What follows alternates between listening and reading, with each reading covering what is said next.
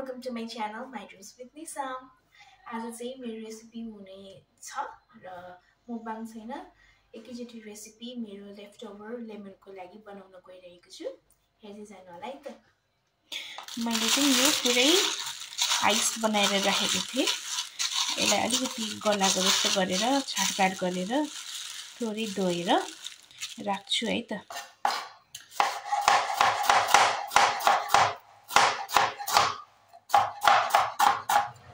यसमा मैले बेसार र थोरै नुन हालेर मोल्छु है अलरेडी यसमा खनाउँछु यसो गरेर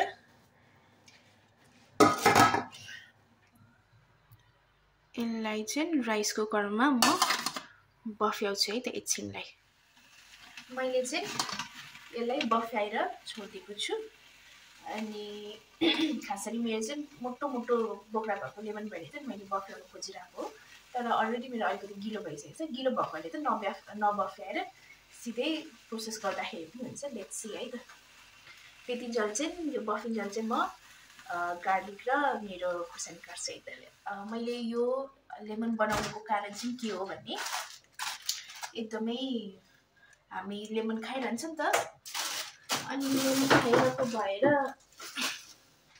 अनि यो मोटो मोटो छ अनि यस्तो खालको मोटो मोटो हुन्छ अनि यसको बोक्रो चाहिँ फ्याल्नु आफूलाई माया लाग्ने अनि त्यही भएर मैले चाहिँ सर्च गरेँ युट्युब हुँदी हैन युट्युब हुँदी उता गुगल हुँदी अनि लेफ्ट ओभर लेमनको चाहिँ के गर्न मिल्छ भनेर अनि अरू चिजहरू थियो यो भाँडाहरू चम्काउने के वाला थियो तर मलाई चाहिँ खानुमा अलिक ध्यान छ त्यही भएर अब मेरो भिडियोको लागि पनि हुन्छ रेसिपी भनेर चाहिँ मैले फर्स्ट टाइम यो पनि बनाउन गइरहेको छु ट्राई गर्न गइरहेको छु लेट्स सी कस्तो हुन्छ है यसरी एकदम मसिनो मसिनो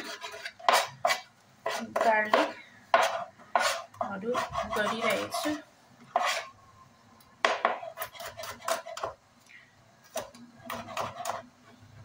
गार्लिक लगाउनलाई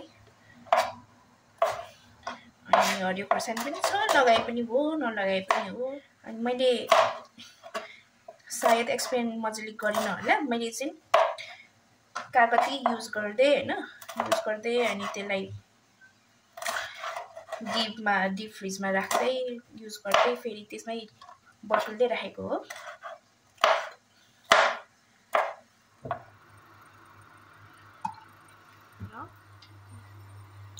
यसमा चाहिँ मैले मेथी हाले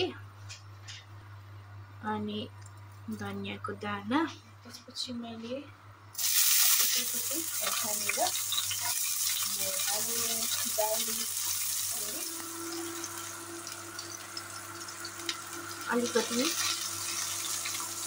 अलिकति भुट्नु दिएपछि मेरो लेमन पनि हाले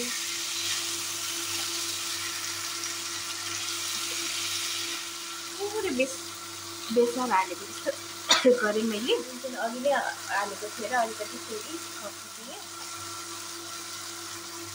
धुलो अनि यो चाहिँ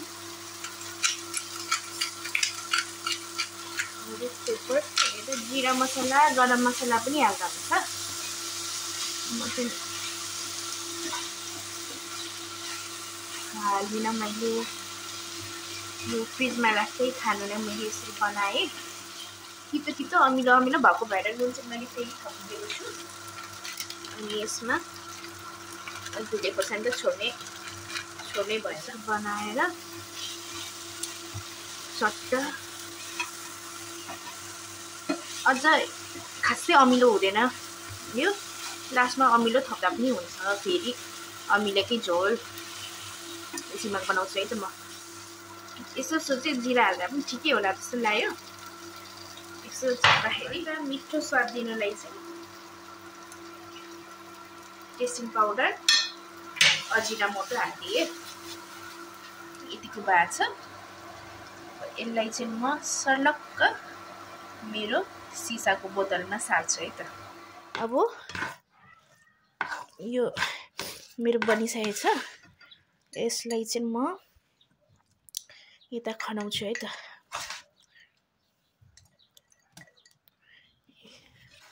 अलिक तातो, धेरै तातो पनि छैन, एकछिन सेलाएर गरेको हो। यसलाई चाहिँ म फ्रिजमा स्टोर गर्छु है गाइस।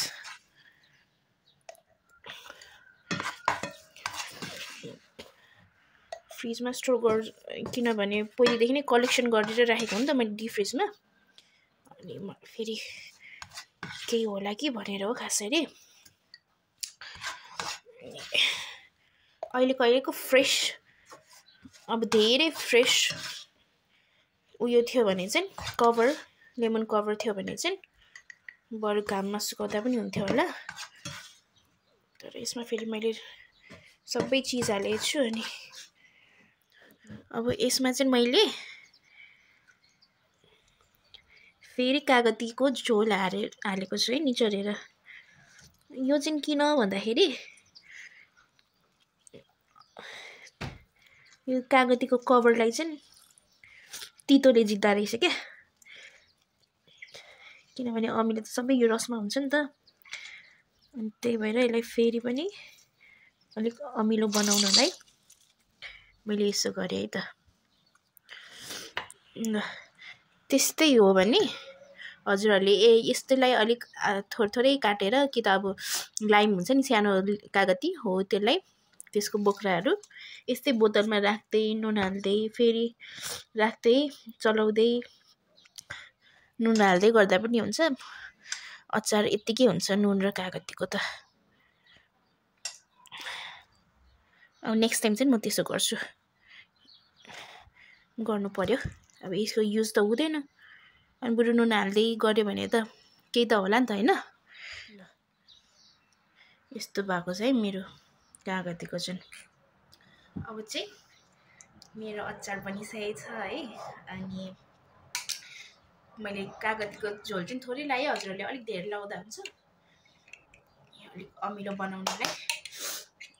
एकचोटि ट्राई गरी हेरौँ है त।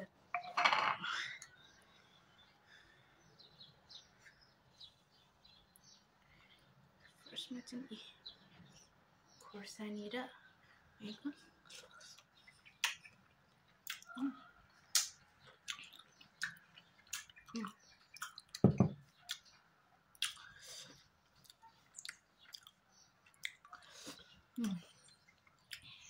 अमिलो मनपर्नेहरूलाई चाहिँ ठिक हुन्छ। म खासै अमिलो मन पराउने मान्छे त होइन, तर अब त्यत्रो कागती युज भएको भएर चाहिँ मैले यसरी बनाएको। त्यो नुन र कागती घोटेर नुन लाएर अचार बनाउँछ नि, हो त्यो चाहिँ फेरि खुब मनपर्छ मलाई त्यस्तो चाहिँ। तर यो पनि नट ब्याड, हजुरहरूले पनि बनाएर खाँदा हुन्छ। फ्रिजमा रेफ्रिजरेट गर्नु अनि खानासँग खाँदै, इट्स भेरी गुड। यो चाहिँ मलाई एकदम राम्रो लाग्यो र लेमनको खोलको सदुपयोग भयो है गाइज। हजुरहरूले पनि पक्कै ट्राई गर्नु होला। खाना अहिले बासी भात भएको भए खान्थेँ, के गर्नु अस्तिको जस्तो ठिकै छ। हजुरहरू पनि पक्कै बनाउनु होला। र आजको मेरो रेसिपी चाहिँ यही सिधेको छ। किन हो मैले केही कुरा बिर्सेँ कि केही मिसिङ भयो कि जस्तो लागिरहेको छ। खासै मैले बोल्न पाइनँ हतारमा, किनभने हतार बनाउनु पर्ने थियो। आज कति बजिसकेको छ झन्डै 5:30-6 बज्न आँटिसकेको छ। त्यही भएर चाहिँ मैले हतार गरेको हो। केही मिसिङ थियो र छैन होला, ठिकै छ। मैले भन्नु जति अलिअलि भनिहालेँ ल है त। By by. I love you.